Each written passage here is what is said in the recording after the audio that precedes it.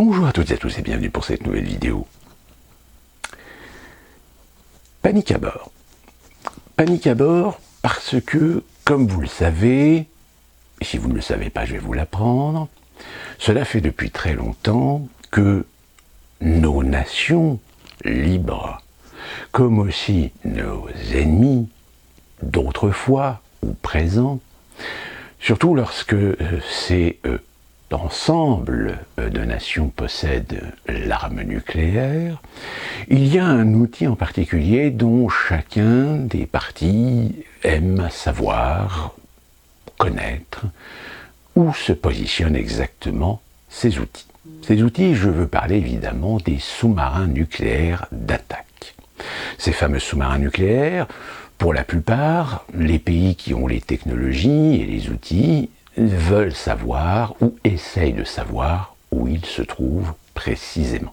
Et évidemment, c'est une des raisons pour lesquelles la plupart des ports qui sont les ports d'attache, ces mêmes ports d'ailleurs que lorsque vous regardez sur Google Earth, vous allez vous rendre compte que c'est pixelisé de telle manière à ce que vous ne puissiez pas voir en détail, sont des arsenals qui hébergent donc des sous-marins tactiques, des sous-marins stratégiques. Raison pour laquelle, que ce soit Washington ou Moscou, chacune des parties a obligatoirement et régulièrement des observateurs, que ce soit des satellites ou des observateurs sur terrain, pour savoir qui rentre et qui sort de ces rades, pour ensuite définir si certains sous-marins sont actuellement opérationnels ou en mission. Qui plus est, surtout en ce moment où, évidemment, tout le monde s'échange des informations dès qu'on a des signes ou des éléments qui puissent permettre d'identifier où pourraient éventuellement ou dans quelle région se situent ces sous-marins nucléaires qui, je le rappelle, sont des éléments essentiels à la défense ou à l'offensive nucléaire d'une nation. Et dans ce petit jeu, il y a en particulier un sous-marin russe, qui est le K329, plus connu sous le nom de Belgorod. Belgorod, c'est un sous-marin nucléaire de 5e génération qui a été mis en service en août 2022. Un sous-marin nucléaire, un de plus dans l'arsenal russe, qui évidemment a quitté son port au mois d'août et était plus ou moins suivi. Jusqu'au moment où il a disparu. Jusque-là, pas de surprise, car justement l'intérêt d'un sous-marin, c'est de ne pas être détecté et de pouvoir opérer de façon secrète, de façon discrète, de façon invisible. Ce que le problème, c'est qu'évidemment l'OTAN s'inquiète. L'OTAN s'inquiète pourquoi ? Parce que le Belgorod, ce n'est pas un sous-marin nucléaire conventionnel. En effet, au moment où il y a quelques jours, sur les réseaux sociaux, on a commencé à s'inquiéter de la perte, ou tout du moins de ne plus savoir où le Belgorod finalement pourrait éventuellement se positionner, dans quelle région, et dans quelle région il pourrait être actif, l'inquiétude elle est légitime. Tout simplement parce que, et cela d'ailleurs a un petit peu perturbé certaines personnes sur les réseaux sociaux, c'est que le Belgorod ne possède pas de missiles nucléaires. Il possède des torpilles nucléaires. Alors évidemment, pour des gens, on dit, mais c'est quoi l'intérêt d'avoir des torpilles si on ne peut pas les lancer dans le ciel pour aller taper une cible plus loin dans les terres ? Tout simplement parce que lorsque les Américains ont appris l'existence de ces torpilles, ils sont devenus très nerveux. Très nerveux, pourquoi ? Parce que les torpilles nucléaires, c'est en fait la possibilité de faire exploser une charge nucléaire dans l'océan et de provoquer un tsunami. Alors vous imaginez Méditerranée, la France, Toulon. Toulon qui est une rade. Et vous faites péter une bombe nucléaire dans la Méditerranée. À votre avis, quel serait l'impact d'un tsunami sur des ports tels que Toulon, Marseille, voire même la côte d'Azur, avec Nice, Cannes, etc. D'autant plus que je précise que plus la mer est moins profonde, plus l'explosion nucléaire provoquera évidemment un tsunami comme jamais on en a vu. Donc vous imaginez bien que un sous-marin tel que le Belgrade pourrait très bien être à 1000 ou 2000 nautiques d'une côte, voire dans les eaux internationales, et pourrait lancer, sans que personne ne le sache, sans que peut-être les outils de détection ne le détectent, mais trop tard, pourrait faire exploser une charge nucléaire à distance, provoquer un tsunami, et par la suite, les conséquences, à votre avis, les conséquences, c'est que on a déjà pu le constater avec la pandémie, quand les ports maritimes ont été fermés à cause de la pandémie. Vous avez vu le bordel que ça a généré. Donc imaginez que si vous détruisez, déstructurez un port qui est un maillon essentiel de votre économie, imaginez que demain le port du Havre et le port d'Anvers sont inutilisables. Souvenez-vous ce qui s'est passé à Beyrouth, avec cette explosion qui a littéralement dévasté le port de Beyrouth. Eh bien, il y a eu des impacts, il y a eu des conséquences. Et les conséquences qui sont toujours présentes aujourd'hui dans une situation qui est toujours aggravée au Liban. Donc, évidemment, ça rajoute de l'huile sur le feu dans la situation actuelle. La Russie a annexé les 4 régions de l'Est du Donbass. De l'Ukraine, pardon. Nous avons Zelensky, qui évidemment, on l'a encore vu, je ne sais plus, il est passé dans je ne sais plus dans quelle organisation ou réunion, etc. Bientôt, on va même faire du Zelensky dans les EHPAD. Et donc Zelensky, en réponse à cette provocation, a signé un document officiel pour une demande d'adhésion accélérée à l'OTAN. Sauf qu'évidemment, si Zelensky nous a fait sa petite mise en scène, les médias se sont bien cachés de vous raconter 2 petites anecdotes. La première anecdote, c'est qu'il n'existe pas de protocole ou de procédure dans l'organisation d'une demande d'adhésion à l'OTAN. La seule façon, éventuellement, d'inciter une procédure d'accélération d'adhésion, ce serait qu'un des pays membres en fasse la demande au comité des États membres de l'OTAN.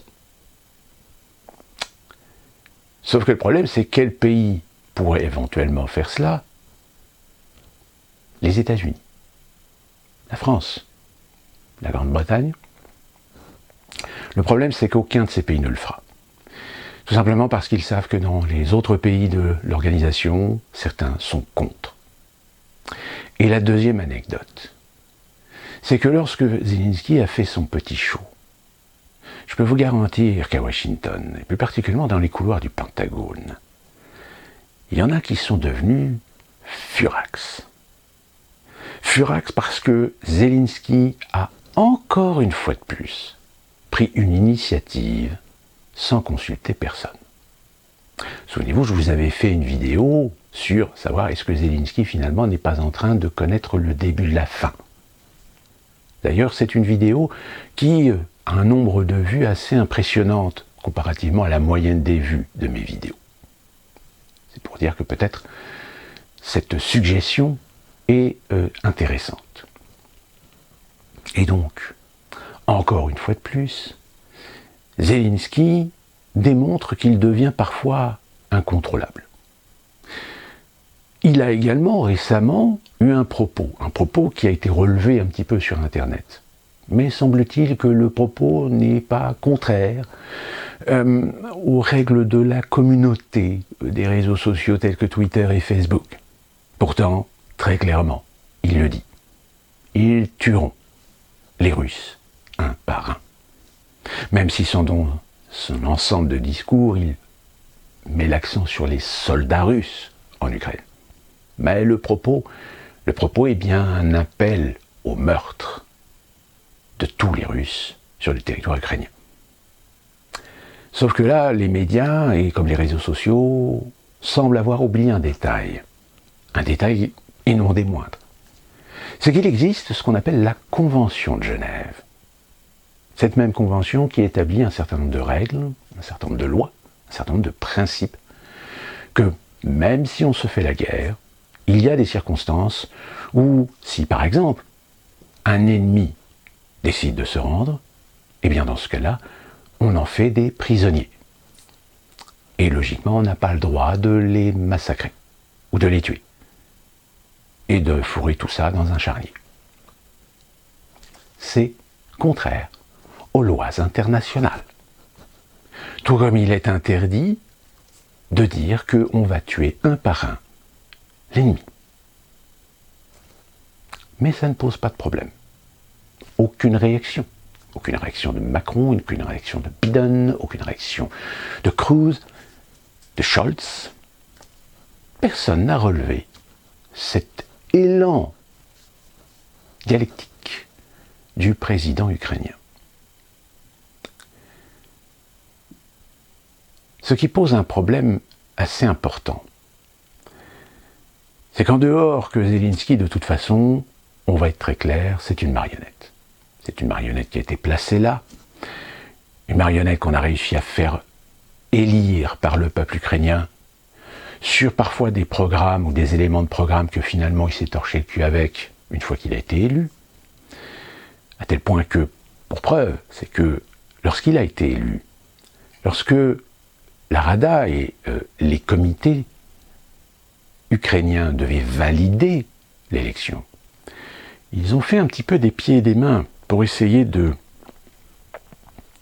retarder le processus. Parce que justement, ce que disait Zelensky avant son élection, ce qu'il prétendait, ce qu'il disait pour se faire élire, certains, ça les dérangeait. Ils ont été finalement rassurés. Rassurés que Zelensky allait rentrer dans le rang. Et qu'en réalité, sa campagne n'était qu'une campagne de séduction auprès de la population ukrainienne.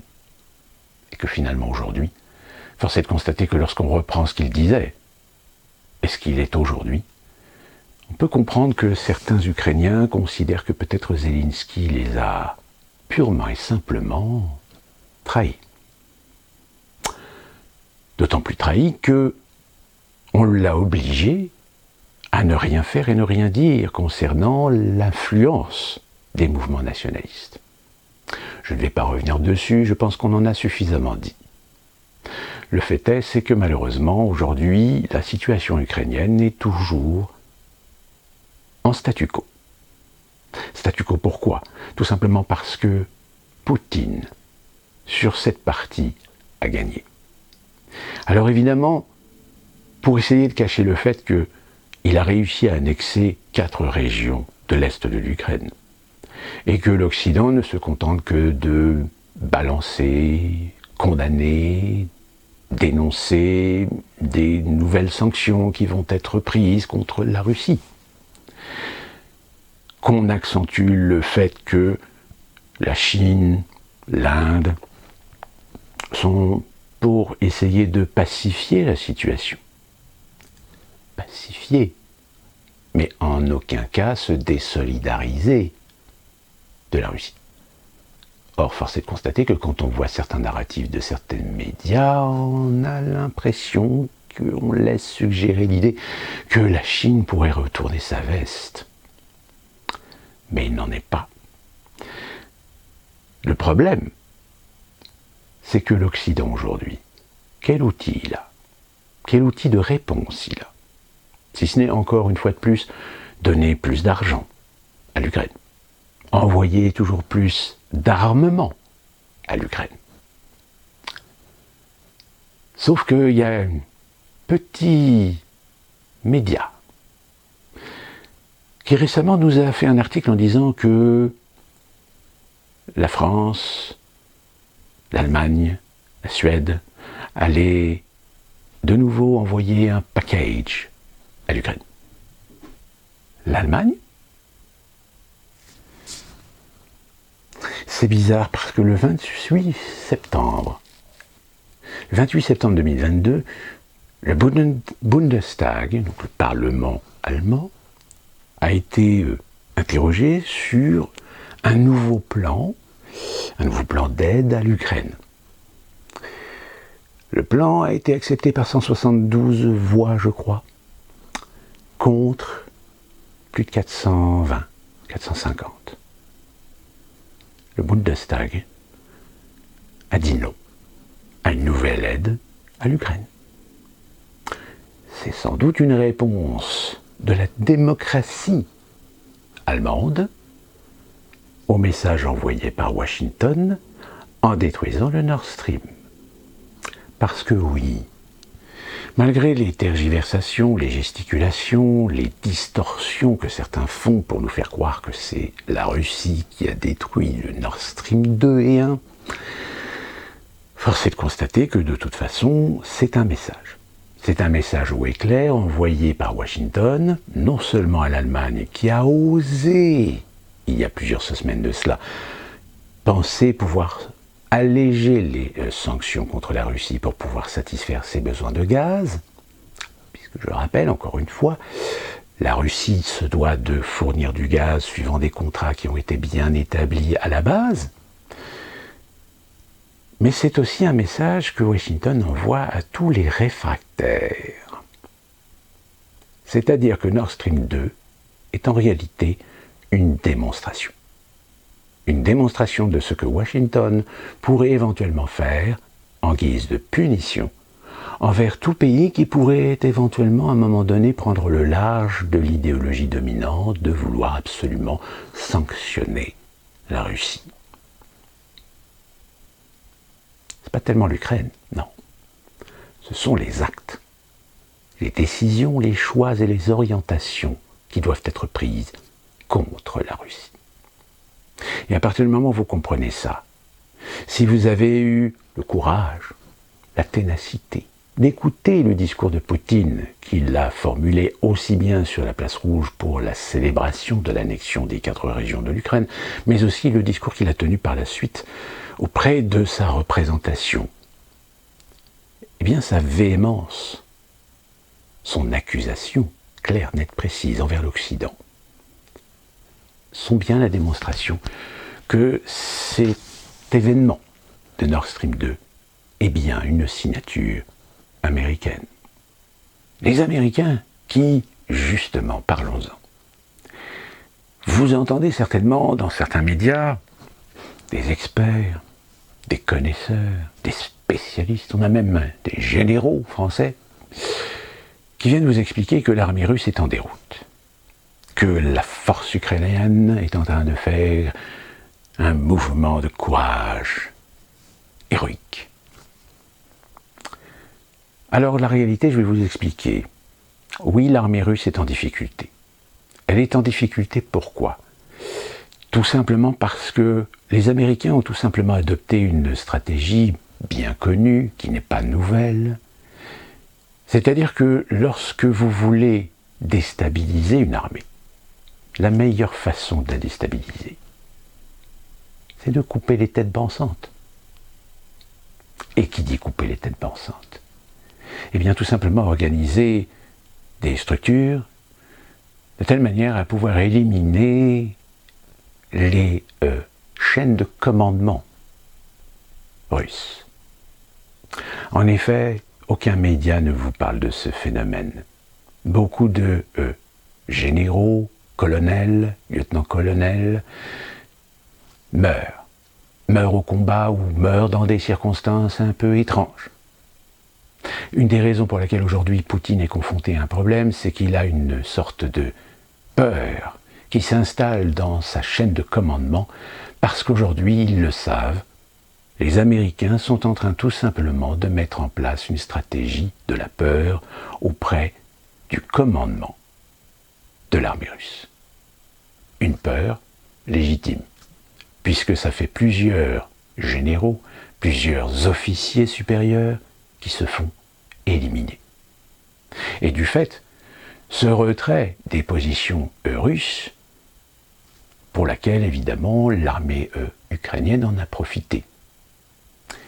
Les Américains, toujours eux, qui aujourd'hui permettent justement l'action héroïque de l'armée ukrainienne, tout simplement parce que l'armée ukrainienne se voit mâcher la moitié du travail grâce à des données qui leur sont fournies par les Américains.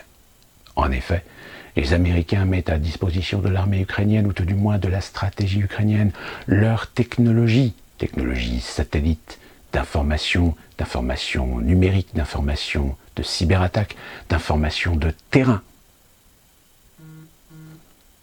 Et donc, forcément, ça donne un avantage même à une armée sous-équipée. Parce que, je rappelle, l'un des nerfs de la guerre, ce n'est pas celui qui a la plus grosse, c'est celui qui détient l'information.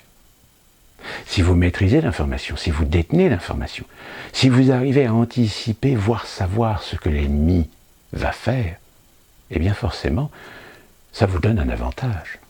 Un avantage parce que vous allez pouvoir anticiper les décisions pour contrecarrer les opérations de l'ennemi. Donc à partir de là, qui aujourd'hui a la technologie pour pouvoir opérer dans ce domaine? Même si les Russes ont une certaine avancée dans le domaine, malheureusement, ils n'ont pas les mêmes moyens budgétaires que les Américains. Parce que si les Russes peuvent vous placer un satellite là-haut qui est capable de faire une photo du trou du cul d'une mouche, ben les Américains, eux, ils en ont 4, 5, 6. Et peuvent vous faire une image en 3D du trou du cul de la mouche. Donc force est de constater qu'il y a bien un engagement occidental derrière l'Ukraine. Le seul problème, c'est qu'évidemment, on joue énormément de sémantique. On joue de sémantique sur le fait que, officiellement, nous ne sommes pas en guerre. Officiellement, nous ne sommes pas engagés dans la guerre Ukraine. Tout simplement parce qu'il n'y a pas d'alliance, il n'y a pas de traité. Il faudrait alors que Zelensky soit invité, je ne sais pas, à Berlin ou à Washington, pour signer un accord, un partenariat, une alliance avec un certain nombre de pays ou d'organisations. Or, à l'heure actuelle, il n'y a absolument aucun traité, aucune alliance qui lie l'Ukraine à certains pays occidentaux. Donc les Occidentaux ne jouent que sur l'aspect de vouloir défendre le droit international pour aider l'Ukraine. Mais sans y mettre les pieds, sans y mettre le doigt. Même si, officiellement, on le sait, les Occidentaux y ont des pieds et y mettent le doigt, mais pas de façon officielle. Je rappelle, sur les réseaux sociaux, il y en a certains qui disent que Macron outrepasse son pouvoir en aidant l'Ukraine par de l'argent qui d'ailleurs, je vous pose la question, il vient d'où? Parce qu'à moins que ce soit des emprunts qui viennent s'ajouter à la dette pour laquelle vous payez des impôts, bah finalement c'est vous qui payez. C'est vous qui payez les Césars qu'on envoie en Ukraine. Donc ça pose quand même un petit problème démocratique, parce que quand un président décide de vouloir aider un pays dans une guerre, la moindre des choses, c'est de demander son avis au peuple. Or, il se trouve que la Constitution ne prévoit pas d'obligation. Elle prévoit une obligation uniquement lorsque le président veut déclarer la guerre à un pays. Là, dans ce cas-là, il est obligé de passer par le Parlement. Mais quand il s'agit d'envoyer de l'argent ou de l'armement, voire même peut-être des hommes, comme c'est le cas au Mali, par exemple, au Mali, on ne vous a pas demandé votre avis. On a envoyé des hommes de l'armée française. En revanche, le président, s'il lance une opération de soutien, d'aide, de coopération, il a 3 jours pour donner le dossier à consultation au Parlement. Le Parlement doit être informé. Le Parlement doit pouvoir savoir pour quelles raisons le président de la République a décidé d'envoyer de l'armée française dans une opération, opération souvent accordée soit par des organisations internationales, européennes, etc. Ou du fait que la France a des accords avec certains gouvernements. Exactement comme par exemple ce que Bachar el-Assad a fait jouer pour avoir une aide militaire de la Russie. Tout comme le Kazakhstan, récemment, a fait appel à la coopération avec la Russie pour que la Russie puisse faire une intervention au Kazakhstan lorsqu'il a commencé à y avoir certaines émeutes. Donc, le président n'a pas d'obligation de demander son avis à la représentation du peuple pour aller faire des interventions ou des opérations. 3 jours, et je crois qu'il a un délai de 3 ou 6 mois pour renouveler auprès du Parlement, par le biais du gouvernement, la prolongation de l'opération. Là, dans ce cas-là, il peut y avoir une consultation faite auprès du Parlement, mais elle n'est pas obligatoire. Et donc, je rappelle, ce n'est uniquement que pour une déclaration de guerre que dans ce cas-là, le président est obligé de passer par le Parlement. Mais encore une fois de plus, il n'a pas d'obligation de passer par un référendum. Donc en gros, il n'est pas obligé de vous demander directement votre avis. Ceci dit, en passant, depuis 2005, je pense que vous avez compris qu'il n'y aura plus jamais de référendum en France. Même si Macron s'abuse encore, dans sa sémantique, à nous parler de consultation, de référendum, mais en réalité, il ne les fera jamais. Ou il le fera peut-être sur un sujet très secondaire, qui n'a absolument aucune conséquence ni incidence sur ses décisions. Et d'ailleurs, Macron qui nous a fait son petit coup de calgon en disant que si jamais il avait une opposition, il dissout l'Assemblée. Sauf que c'est là qu'on voit véritablement la déliquescence absolue du système. Parce que la dernière fois qu'un président l'a dissolu, c'était Jacques Chirac, et il en a payé le prix. À moins que Macron fasse une dissolution, mais s'arrange par des procédés de fraude pour réussir à obtenir ce qu'il n'a pas obtenu la dernière fois, c'est-à-dire une majorité absolue. Allez savoir. Revenons donc à ce problème ukrainien. Donc nous sommes dans une situation de blocage finalement. Parce que la prochaine étape, c'est tout simplement, comme je vous l'ai dit, faire signer à Zelensky au nom de l'Ukraine un traité, une alliance, pour permettre aux pays occidentaux d'intervenir. Ou sinon, par l'ONU. Sauf que l'ONU, c'est pareil. La coalition, la dernière, c'était celle que les Américains avaient réussi à forger pour aller guerroyer en Irak. Sauf que n'a pas forcément eu l'aval des différents pays, plus particulièrement de la France. Ce qui d'ailleurs a valu à mes compatriotes aux États-Unis en 2003 d'être très mal considérés aux États-Unis par les Américains. Sauf que ces mêmes Américains, aujourd'hui, quand on leur pose la question, alors, cette guerre en Irak, les armes de destruction massive, elles sont où? Puis en plus de ça, sacré bon boulot, parce que, oui, mais on a amené la démocratie. Oui, vous aviez amené la démocratie, c'est génial. Les premières élections ont vu la victoire du parti chiite. Je peux vous dire que les Juifs et les Saoudiens, ils étaient hyper contents de voir l'Irak tomber entre les mains d'un parti chiite, qui a renforcé ce qu'on appelle le fameux croissant chiite. Et ça, c'est une autre histoire, que je vous avais déjà contée d'ailleurs dans une autre vidéo. Donc, la problématique aujourd'hui, c'est qu'est-ce qu'on fait de l'Ukraine? Est-ce qu'on laisse Poutine finalement annexer ses territoires? Est-ce qu'on essaie de calmer le jeu en disant, allez,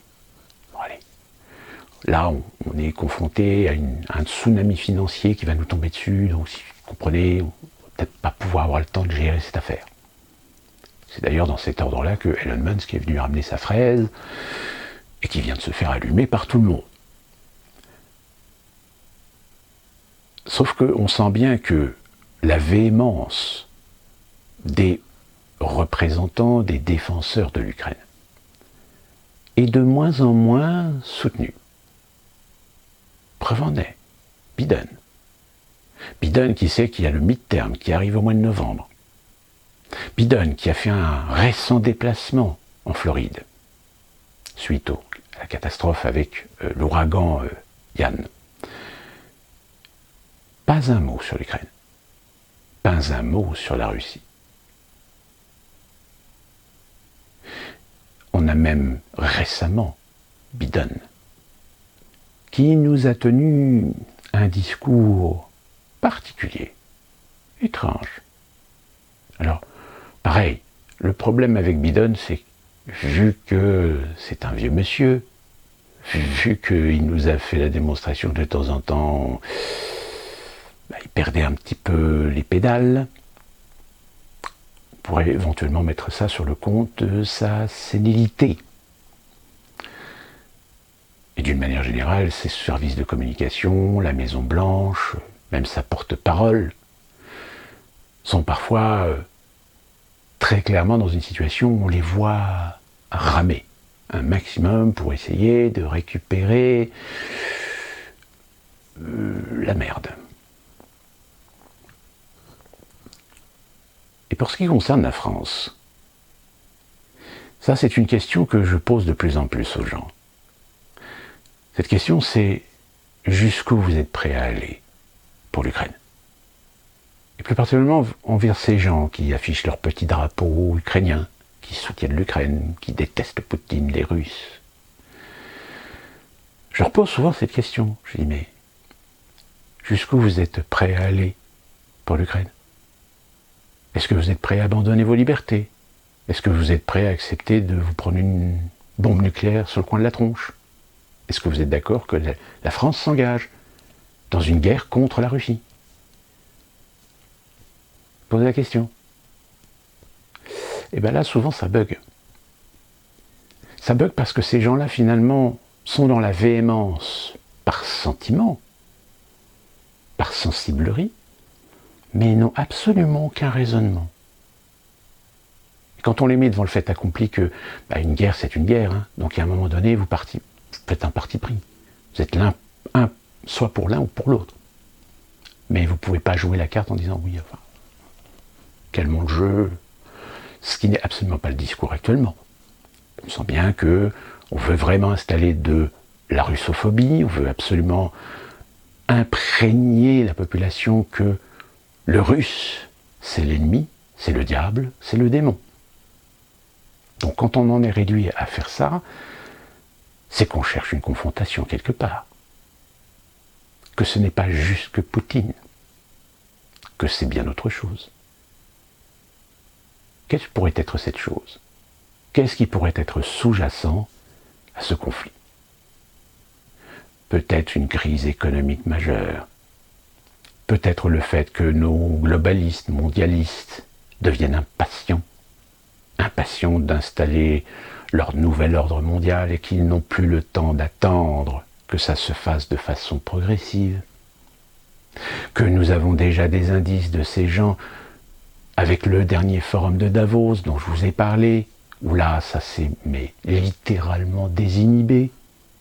Alors attention, c'est jamais dit ouvertement, c'est suggéré, c'est proposé, c'est toujours mis sous le package du conseil, du souhait, du rêve. Mais vous savez, c'est un peu comme ces fameuses GOPÉ, ces fameuses recommandations de la Commission européenne. Elle n'ordonne pas, elle conseille. Elle ne dicte pas, elle préconise. Mais c'est sous les termes préconisés, on sent bien que c'est l'ordre qui est donné.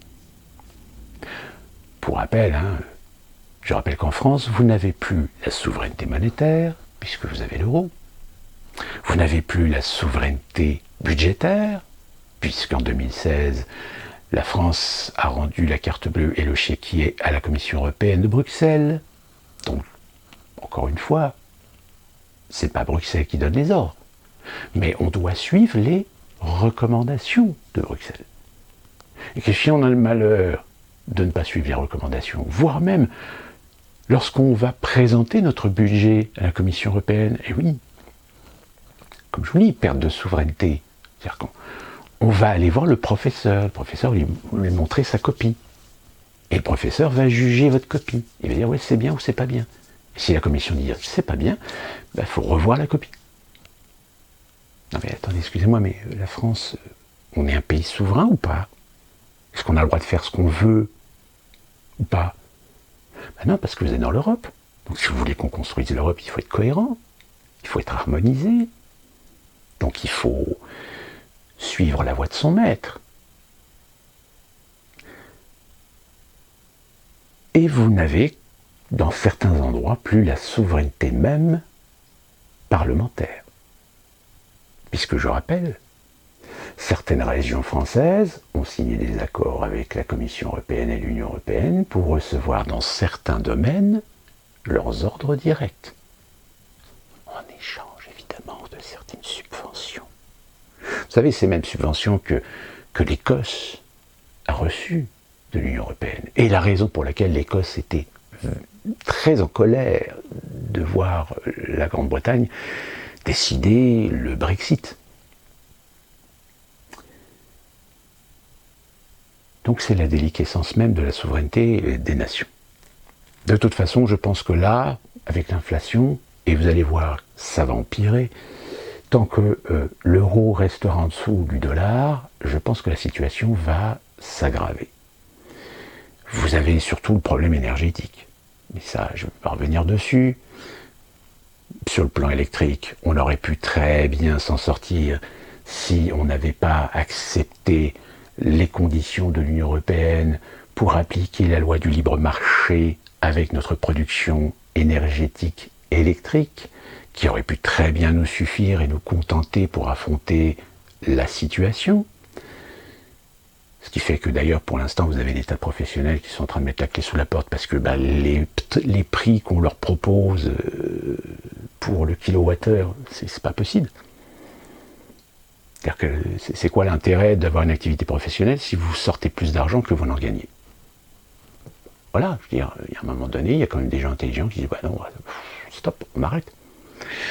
Sauf que les gens qui arrêtent, c'est peut-être des gens qui ont des activités économiques essentielles. C'est des gens qui ont des activités économiques de filiales, de partenaires, de prestataires. Donc il y a un moment donné, même les groupes, les grosses entreprises, elles vont être impactées. Elles vont être impactées et il va y avoir un moment donné où, si par exemple, imaginez une grande surface qui n'a plus, qui travaille avec un prestataire pour faire le nettoyage des sols dans les zones alimentaires, si cette société n'a plus d'employés, n'a plus suffisamment d'employés, le groupe, qu'est-ce qu'il va faire? Il va demander à ses employés de faire le boulot de ménage. Je vous le dis comme ça entre nous, aux États-Unis, c'est ce qui se passe depuis plusieurs années. C'est-à-dire qu'au lieu de payer des femmes de ménage, c'est maintenant les employés qui font le ménage. Réfléchissez. Donc il y a un moment donné, si vous voulez, c'est que les grandes surfaces, si elles n'ont plus les employés de la société prestataire pour nettoyer le sol d'une zone alimentaire, la grande surface ne peut pas ouvrir cette zone, parce qu'elle n'est plus conforme aux normes d'hygiène. C'est un petit exemple, mais vous avez plein d'exemples. Si cet hiver, on vous dit que dans les bureaux, on va peut-être mettre la température à 16 degrés, ouais, mais le problème c'est qu'il y a une loi. Et il y en a qui vont le jouer la loi. Alors, pour la petite anecdote, ça m'est arrivé dans mon entreprise qui est ce problème de température. Et j'ai des collègues qui m'ont dit oui, la loi, elle dit que machin, etc. J'ai dit la loi, elle dit quoi? La loi, elle dit que c'est au jugement du responsable d'établissement de faire en sorte que les employés travaillent dans des conditions de température acceptables. Sous-entendu qu'il n'y a pas de norme. Alors évidemment, on établit une norme pour dire, bah oui, mais s'il fait 0 degré dans un bureau, oui, là, ça touche les conditions de travail. Donc là, c'est les CHSCT, c'est l'inspection du travail qui rentre en ligne de compte. Mais si vous avez un bureau à 16 ou 19 degrés, même l'inspection du travail, qui plus est, si elle reçoit des ordres en disant que c'est une décision écologique pour lutter contre les problèmes énergétiques actuels, etc., bah, l'inspection du travail, elle va vous dire, bah, non, mais c'est bon. Je sais, vous avez froid, mais nous, on a des ordres. Donc on ne peut pas sanctionner votre entreprise. Eh oui, non mais j'espère que vous comprenez bien que ces décisions qui sont prises à l'heure actuelle, elles ont un effet domino dans beaucoup de domaines. L'une des dernières informations intéressantes qu'on a eues, paraît-il qu'on va pouvoir vous couper votre ballon d'eau chaude. Vous imaginez qu'il y a 1 an ou 2 ans, lorsqu'on disait que le Linky, ça allait être un mouchard, mais aussi un moyen de permettre à votre prestataire énergétique de éventuellement pouvoir vous couper le courant s'ils veulent. Eh bien, je vous le donne en mille. Au moment où je vous parle, BFM, LCI, etc. sont en train de faire des documents, des reportages pour vous expliquer que, bah oui, mais vous comprenez, voilà. Ben vous avez encore des gens qui disent oui, mais ça n'a rien à voir, c'est pour les gens qui ont des contrats de haute consommation et basse consommation, etc. Oui, d'accord, mais c'est pas le sujet. Le sujet, c'est technique. On ne parle pas du fait que ça touche que des clients qui ont des contrats chez Engie ou EDF. Non, on vous dit que on va pouvoir vous couper votre ballon d'eau chaude par le Linky. Le Linky, c'est un outil de communication et de gestion. Donc à partir du moment où c'est un outil de communication, eh bien, considérez-le exactement comme votre boîtier Internet. Vous avez un Wi-Fi, c'est bien, mais votre PC, il faut qu'il soit équipé d'un anti-spam. S'il n'est pas équipé d'un anti-spam, eh bien la personne qui sera peut-être à l'extérieur avec un boîtier à haute fréquence, lui, il va choper la fréquence de votre Wi-Fi, il va s'installer sur votre Wi-Fi et il va pouvoir se connecter sur votre ordinateur, sans même que vous vous en rendiez compte. Et bien, qu'est-ce qui va empêcher des gens d'utiliser le Linky pour vous couper le courant? Personne. Alors en effet, là on vous prévient. Mais vous imaginez bien qu'on vous prévient sur quelque chose que on disait il y a 2 ou 3 ans sur l'usage qui pourrait être fait du Linky et qu'on nous a accusé de complotistes, de fake news, etc. Mais là, c'est pas de la fake news, on vous le dit. BFM vous le dit. Qu'on va pouvoir peut-être vous baisser votre consommation électrique, voire même vous couper le courant sur certains outils.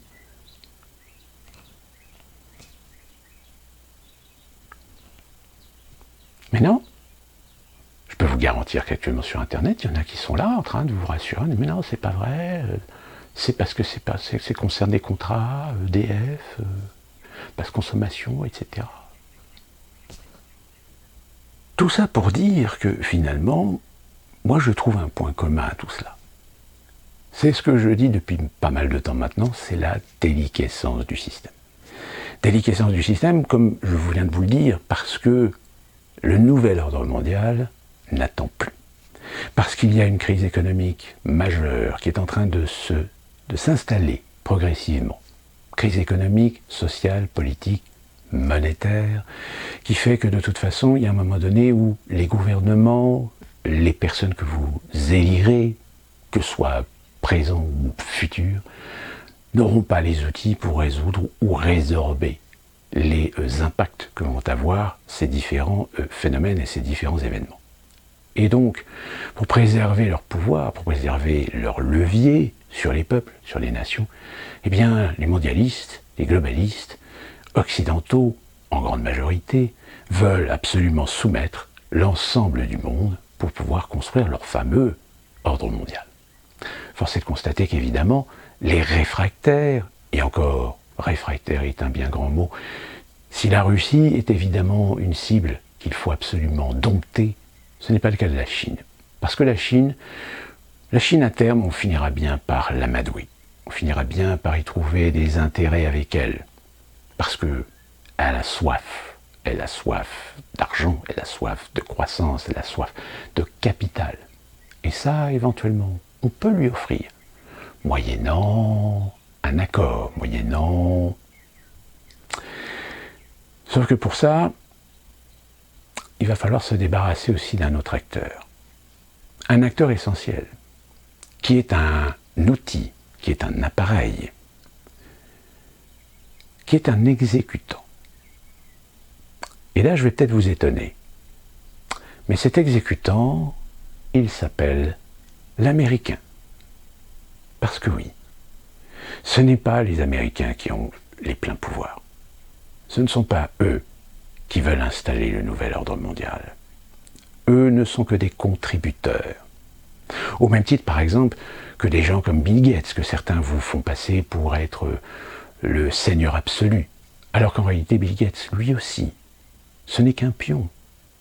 Ce n'est qu'un pion qui est bien utile en son temps, mais qui un jour finira par passer à la trappe, quand il ne sera plus utile ou quand il finira par être trop contraignant, trop gênant. Parce que dans ces milieux-là, soyons bien clairs, il y a des gens à qui on donne des pouvoirs. On nous donne des pouvoirs dans des actions, ou dans des interprétations, ou dans des organisations bien précises. Sauf que parfois, ces personnes, eh bien, le pouvoir leur monte à la tête. Et ils finissent par faire un peu tout et n'importe quoi. Et à partir de là, quand on fait tout et n'importe quoi et qu'on s'éloigne un petit peu trop des prérogatives qu'on vous a données en tant qu'acteur et non pas en tant que chef, eh bien, vous fait passer à la trappe. Pour cela, évidemment, il y a beaucoup de situations. Il y a d'autres personnages, qui eux par contre sont des personnages qui ont énormément d'importance dans ce nouvel ordre mondial. Ils sont parfois à la fois acteurs, mais aussi donneurs d'ordre. Et beaucoup sous-estiment, par exemple, un certain monsieur George Soros. Parce que si aujourd'hui on s'émeut de voir Kanye West se balader avec un t-shirt marqué derrière dans son dos White Lives Matter, c'est qu'évidemment il y a toujours des idiots utiles pour tomber dans le panneau, alors que BLM aux États-Unis, oui, toujours les wokistes, les idiots utiles qui soutiennent BLM. Alors qu'en réalité, la grande majorité des Afro-Américains, BLM, ils ont compris ce que c'était. Une arnaque, une esbrouffe, un moyen pour certaines personnes de s'en mettre plein les fouilles, avec derrière eux des gens pour les financer, ce qu'on appelle plus vulgairement des philanthropes. Et que parmi ces philanthropes, on a la surprise de trouver Open Society. Tout comme on a la surprise de trouver aussi Open Society dans les généreux contributeurs des organismes qui gèrent en sous-sol, en souterrain, des organisations telles que les Antifa, ou voire même les Anonymous.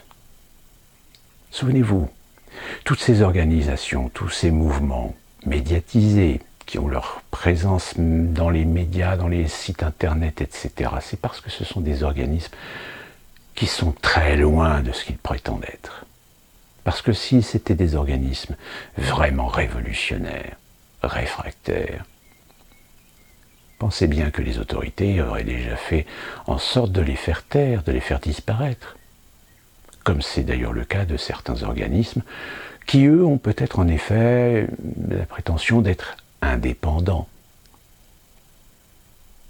Sauf que les choses, aujourd'hui, s'accélèrent. C'est-à-dire qu'aujourd'hui, ceux qui étaient dans l'ombre, aujourd'hui, se mettent dans la lumière. Et j'ai envie de dire, seuls les avertis, ceux qui savent, comprennent, interprètent les choses telles qu'elles sont. Je dirais même qu'aujourd'hui, nous en sommes réduits à un point où nous arrivons à faire des interconnexions avec certains événements. Parfois même des événements qui n'ont absolument aucun lien tout du moins pour celui qui ne sait pas, qui n'est pas averti, qui n'est pas informé, qui n'est pas cultivé. Et j'espère que mes vidéos, parfois, vous permettent de faire certains de ces liens. Ça ne veut pas dire que j'ai la prétention de détenir toutes les vérités. Mais néanmoins, ça permet peut-être pour vous, qui me regardez, de vous poser les bonnes questions. Et qui plus est, vous inviter à faire vos propres recherches et d'essayer de faire vos propres enquêtes, vos propres déductions, vos propres constats. Mais profitez-en, parce que ça ne pourrait peut-être pas durer. Parce que, comme je vous l'ai dit, si aujourd'hui les mondialistes et les globalistes sont acculés, s'ils savent qu'ils ne pourront pas faire ce qu'ils veulent de la façon dont ils avaient décidé de le faire, et qu'il va falloir accélérer les soumissions, accélérer les destructions, accélérer le changement, dont le grand reset fait partie, eh bien, vous aurez peut-être cette chance d'avoir un train d'avance sur vos contemporains et de savoir, avant même que les autres ne finissent par comprendre. Mais trop tard. Sur ce, on se retrouve pour une prochaine vidéo pour parler un petit peu de la suite des événements. Et je terminerai avec encore cette démonstration, cette preuve de déliquescence. Quand vous voyez la députée Obono, qui n'hésite pas à tweeter avec cette expression « manger c'est mort ». Et à un moment donné, on se pose la question, mais est-ce que dans sa tête, elle se dit « je suis députée, donc j'ai quand même… » Hein? Non? Ou alors j'en ai tellement gros sur la patate que je me permets de faire tout et n'importe quoi. Tant qu'à Sandrine Rousseau, Sandrine Rousseau, j'ai envie de dire qu'elle est en train de devenir le Calimero de la politique française. Parce qu'à force de dire des conneries, à force de toujours ramener des réflexions à des aspects infantilisants, naïfs, eh bien malheureusement, oui, elle peut se plaindre qu'on ait relaté qu'elle ait pleuré dans les coulisses d'une interview récente à la télévision. Parce que quand on se met à pleurer, c'est qu'on a un problème. Et que ce problème, chère Madame Rousseau, il va falloir que vous vous y atteliez, il va falloir que vous y travailliez avec des gens pour vous aider.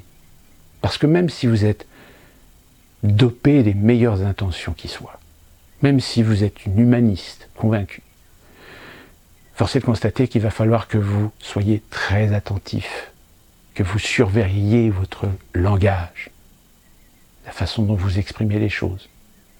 Parce qu'il y a un moment donné, il va falloir que vous compreniez que vous êtes député, que vous êtes une politicienne, et que par conséquent, vous êtes un personnage qui est censé faire véhiculer des idées, des pensées. Alors, force est de constater que dans ce domaine, pour l'instant, vous êtes mauvaise. Sur ce, à très bientôt, et portez-vous bien. Bonjour à tous. Je veux dénoncer un scandale, un vol, un racket organisé avec en plus la passivité de l'État. Je suis Artosh Bakhtiari, j'ai 32 ans, maire de Neuilly-sur-Marne, une ville de près de 40 000 habitants située en Île-de-France. Au 31 octobre, c'est-à-dire dans moins d'un mois, nos contrats d'énergie, électricité et gaz prennent fin. Depuis des mois, on recherche de nouvelles offres à souscrire. Alors on a passé un appel d'offres, sauf qu'aucune entreprise n'a souhaité nous répondre. On est donc aujourd'hui obligé d'acheter au prix du marché. Hier, nous avons reçu les offres et les prix sont juste totalement scandaleux et délirants. On passerait de 15 € du mégawatt pour le gaz à 240 €, soit une multiplication par 16 du prix. Et pour l'électricité, on passerait de 65 € du mégawatt à 2068 €. Le prix serait donc multiplié par 32. À l'échelle de toute la ville, on passerait de 2 millions d'euros de facture d'énergie à 10, 12 ou 15 millions d'euros au global. C'est totalement inacceptable, mais malheureusement, le gouvernement laisse faire. Vos communes, partout en France, sont à genoux. Mais quand on sacrifie les communes, on sacrifie les écoles de vos enfants. On sacrifie les gymnases, les associations, les sports, les espaces culturels. Et qu'est-ce qui se passerait si on refusait de signer ces offres totalement délirantes? Hier, on a reçu un mail d'Enedis qui nous expliquait qu'au 1er novembre, si on ne signait pas ces offres délirantes, on nous couperait l'électricité et le gaz pour notre ville de près de 40 000 habitants. C'est du racket organisé. On est obligé en plus de cela de lancer un plan drastique d'efforts pour la commune et la population, mais j'ai une seule question. Quand est-ce que le gouvernement arrêtera cette extorsion et quand est-ce que le gouvernement obligera les entreprises privées qui s'en mettent plein les poches avec cette flambée des prix à redistribuer ces super profits aux villes et aux citoyens? J'en appelle à la mobilisation générale de toutes les communes, de tous les citoyens pour arrêter ce racket organisé. Signez notre pétition.